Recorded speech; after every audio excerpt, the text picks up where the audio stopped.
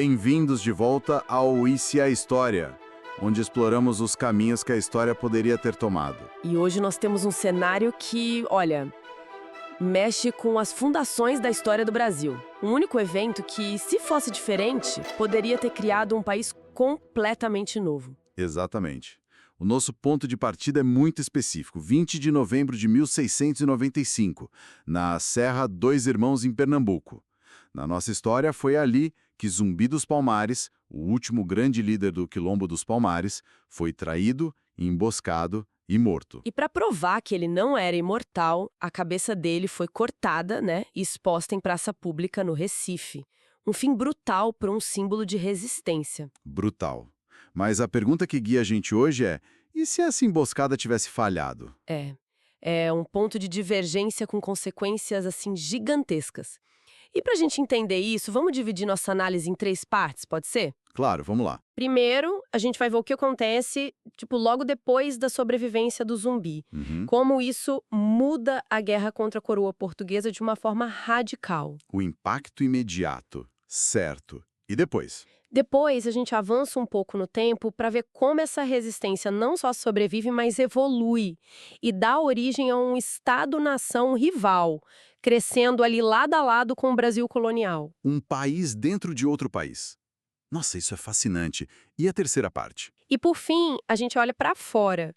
Como essa nova nação, essa República Negra, soberana nas Américas, se projetaria no mundo, mudando a história da diáspora africana para sempre. Ok. Vamos começar do começo, então.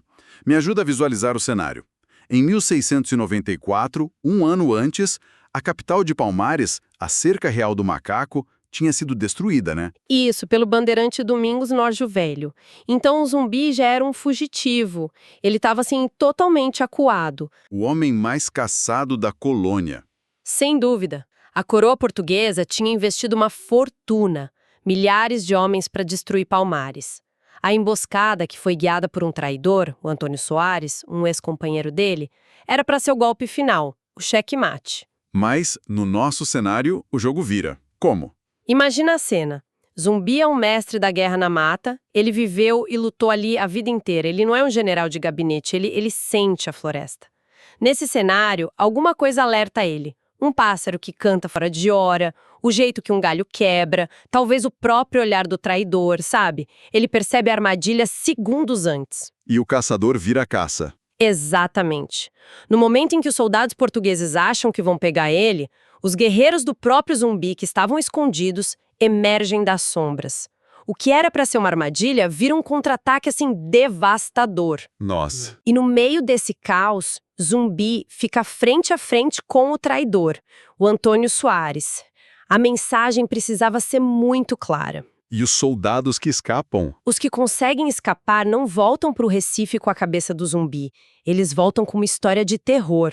Eles voltam dizendo: nós o vimos, ele é real e ele nos destruiu. Uau! O efeito psicológico disso deve ter sido uma bomba. A coroa queria acabar com o mito da imortalidade e, sem querer, acaba confirmando da forma mais espetacular possível. É a arma mais poderosa que Zumbi ganha nesse momento. Para os senhores de engenho, ele vira um fantasma que assombra as plantações. Mas para os milhares de escravizados, a notícia que corre de senzala em senzala é que Zumbi vive. A esperança. A esperança, que estava quase extinta com a queda da capital, ela renasce. Ele não é mais só um líder, ele é um mito vivo, um vingador. E o que um líder como ele faz depois de sobreviver a algo assim? Ele tenta reconstruir a capital, a Cerca do Macaco? Então aí é que está a genialidade estratégica dele. A queda da capital ensinou uma lição muito dura para o Zumbi. Um local fixo, sabe, por mais fortificado que fosse, era um alvo. Contra a artilharia portuguesa, uma cidade na selva era uma vulnerabilidade. Então ele muda de tática. Radicalmente. Ele abandona a ideia de Palmares como um lugar e transforma Palmares numa ideia em movimento. Uma ideia em movimento. Isso. Ele entende que a verdadeira força de Palmares não eram as muralhas, eram as pessoas, a rede e a capacidade de lutar uma guerra que os portugueses não entendiam. E que guerra é essa? A gente poderia chamar de Guerra de Sombras. Zumbi descentraliza o comando, Ele organiza seus guerreiros em pequenas células de guerrilha, ágeis, autônomas, espalhadas por toda a capitania. O objetivo não é mais se defender, é atacar, sem parar. Ah, entendi. Então o alvo não são mais só os soldados, mas a própria economia que sustenta a escravidão? Perfeito. O alvo é a produção de açúcar. Tenta imaginar a cena do ponto de vista de um senhor de engenho. De dia, um silêncio tenso. De noite, o céu fica vermelho porque um canavial inteiro tá pegando fogo. Patrulhas que saem para investigar simplesmente desaparecem na mata. E o pior de tudo, os escravizados começam a fugir em massa. Não mais em pequenos grupos, mas em levas, porque agora eles sabem que existe uma liderança ativa para se juntar. É uma guerra de asfixia econômica. E psicológica. E terror psicológico. A colônia começa a sangrar por dentro. Portugal achou que tinha cortado a cabeça da serpente, mas, na verdade... Deu origem a centenas de serpentes menores e mais venenosas. Exatamente essa imagem. A ferida nordestina, que eles pensavam ter fechado, começa a gangrenar e a infectar todo o corpo da colônia. E esse incêndio, claro, não fica contido. É aí que a coisa começa a ficar ainda maior, imagino. Como essa tática de guerrilha no Nordeste afeta o resto do Brasil? Ela se choca com outro evento histórico gigantesco da mesma época. No finalzinho da década de 1690, as primeiras grandes jazidas de ouro são descobertas. Em Minas Gerais, Isso. o início do ciclo do ouro? Isso. Na nossa história, a coroa portuguesa conseguiu mover o foco e os recursos quase que inteiramente para lá. Mas, neste cenário... Eles não podem fazer isso? Não podem. O Nordeste açucareiro está pegando fogo. É uma sangria de dinheiro de soldados para tentar conter o zumbi. A atenção da coroa está dividida. E o resultado é que a corrida do ouro em Minas Gerais começa de forma muito mais lenta, desorganizada, com bem menos controle do Estado. É um caos ainda maior. E enquanto Portugal está distraído, o que acontece com a resistência lá no Nordeste? Ela continua sendo só uma guerrilha? Não, ela evolui. Com o passar das décadas, Zumbi envelhece. Ele passa de um comandante de campo para um verdadeiro estadista. Ele começa a organizar essa rede de quilombos e células em algo mais coeso, que a gente pode chamar aqui de Confederação dos Quilombos. Confederação. Isso soa como um governo. E funciona como um. Não é um reino centralizado como Portugal, sabe? É mais como uma aliança de comunidades autônomas, mas que respondem a um conselho de líderes, com o Zumbi à frente. E eles têm uma economia própria? Uma economia paralela. Eles controlam rotas comerciais pelo interior, fazem alianças com povos indígenas, negociam com colonos marginalizados, trocam comida e proteção por armas, ferramentas, pólvora. Eles estão construindo uma nação nas brechas do império. Com uma cultura própria, imagino? Uma cultura riquíssima. Uma mistura de tradições banto com costumes indígenas e elementos portugueses ressignificados. É uma identidade proto-brasileira que não nasce da submissão, mas do orgulho da resistência. E essa ideia, a ideia de que é possível construir algo novo. É extremamente contagiante. E ela chega até Minas Gerais, onde o ouro está jorrando. Chega com força total. Os quilombos que se formam nas montanhas de Minas, como o famoso quilombo do Ambrósio, em vez de serem só refúgios isolados, eles se inspiram no modelo da Confederação. Eles se organizam numa espécie de Federação das Minas. E o que eles fazem? Começam a atacar sistematicamente os comboios de ouro que iam para os portos. Eles não estão só se defendendo, estão ativamente estrangulando a nova galinha dos ovos de ouro de Portugal. Então Portugal está preso. Se foca no Nordeste, perde o ouro. Se foca em Minas, o Nordeste explode. A colônia se tornou ingovernável. Exatamente. E isso nos leva a um ponto de virada que parece impensável. A gente avança por início do século XIX, Portugal está em frangalhos, devastado pelas guerras napoleônicas, a família real fugindo por Brasil. A coroa não tem mais dinheiro nem homens. Nenhuns. Para lutar uma guerra de duas frentes na sua colônia mais valiosa. Então acontece o inimaginável.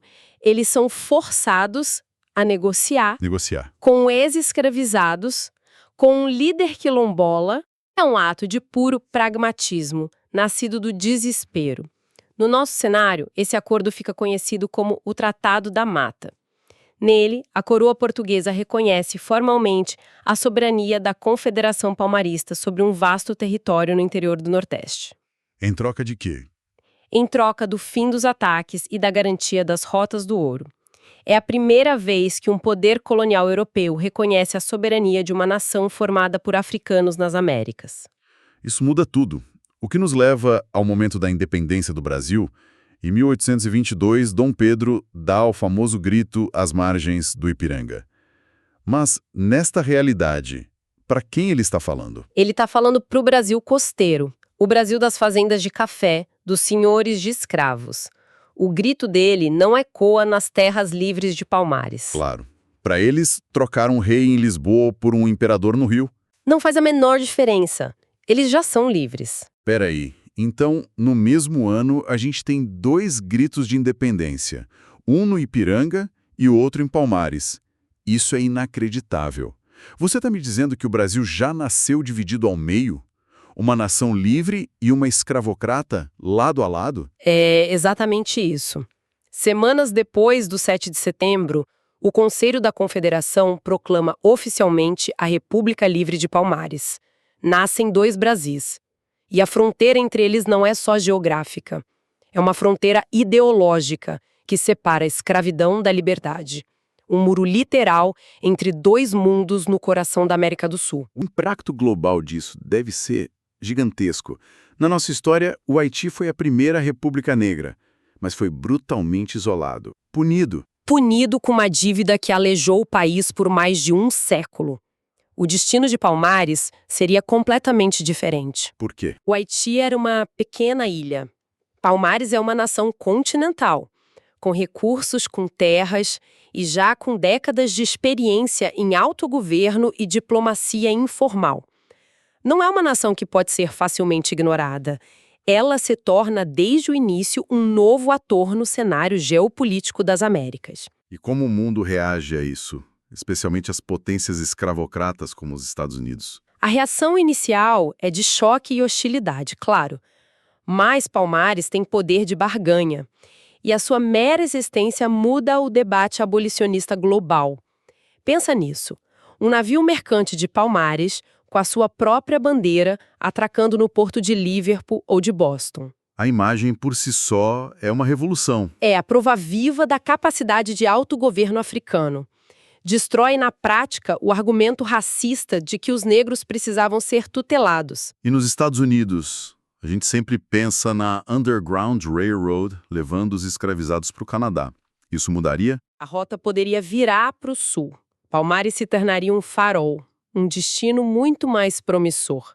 Abolicionistas como Frederick Douglass não precisariam mais falar de liberdade como um conceito abstrato, sabe? Eles poderiam apontar para um mapa? Sim, apontar para um mapa e dizer, vejam, ali existe uma nação negra, livre, poderosa e próspera. É para lá que devemos olhar. Isso energizaria o movimento de uma forma que a gente nem consegue medir. E com o passar do tempo, qual seria o papel de Palmares no mundo? Palmares se tornaria o centro do panafricanismo. O famoso Congresso Pan-Africano de 1900, que na nossa história foi em Londres, neste cenário é realizado na capital de Palmares. Que poderia se chamar Angola Janga. E um ponto de referência. E após a Segunda Guerra, Palmares seria uma voz ativa na ONU, apoiando os movimentos de independência na África. Não só com discursos, mas com ajuda técnica, com um modelo real de nação negra soberana. O que nos leva ao movimento dos direitos civis nos anos 50 e 60. Como a existência de Palmares impactaria essa luta? O impacto seria profundo. Líderes como Martin Luther King Jr. e Malcolm X poderiam apontar para um vizinho poderoso e dizer: a autodeterminação não é um sonho, é uma realidade. A Embaixada de Palmares em Washington talvez se tornasse um centro de apoio para o movimento. Palmares não seria só uma inspiração, seria um aliado estratégico. Um farol. O farol que ilumina e fortalece a luta da diáspora africana em todo o planeta. Isso tudo nos traz a uma reflexão final, que talvez seja a mais importante. A sobrevivência de Zumbi e o nascimento de Palmares como nação nos obrigam a perguntar: O que significa para um povo ter uma liberdade conquistada ativamente, em vez de uma liberdade que foi concedida? Essa é a questão central. Se a gente olha para a nossa história real, a abolição em 1888, com a Lei Áurea, foi um ato do Estado. Libertou os corpos, mas não integrou as pessoas. Não veio com terra, com educação, com cidadania plena. O resultado foi uma luta contínua contra o racismo estrutural. Uma luta por um lugar numa sociedade que nunca foi projetada para eles. Foi uma liberdade outorgada. E por isso, incompleta. Mas em Palmares, a história é outra. A liberdade deles não foi um presente, foi uma conquista. Eles não pediram um lugar à mesa. Eles construíram a própria mesa. Exatamente. Isso cria uma identidade nacional que é afirmativa, não reativa. Uma cultura que nasce da soberania. A identidade negra em Palmares seria a identidade nacional dominante, não uma identidade de minoria lutando por reconhecimento. O que levanta uma pergunta difícil. Qual desses caminhos foi, no fim das contas, mais custoso? A guerra aberta e sangrenta que Palmares lutou pela soberania? Ou a guerra silenciosa e cotidiana que a população negra no Brasil trava até hoje contra a desigualdade? É uma pergunta sem resposta fácil. A liberdade de Palmares custou rios de sangue, mas resultou em um Estado, em poder. A liberdade concedida no Brasil evitou uma guerra civil em 1888, mas legou um conflito social de baixa intensidade que perdura até hoje. São dois modelos com custos e resultados completamente diferentes. Então, no final, a sobrevivência de um homem numa serra, em 1695, não só redesenhou um mapa do Brasil, ela redefiniu que a liberdade poderia significar para milhões de pessoas em todo o mundo. Uma única emboscada que falhou, e o destino de um continente e da diáspora foi alterado para sempre. Porque a história poderia ter sido outra.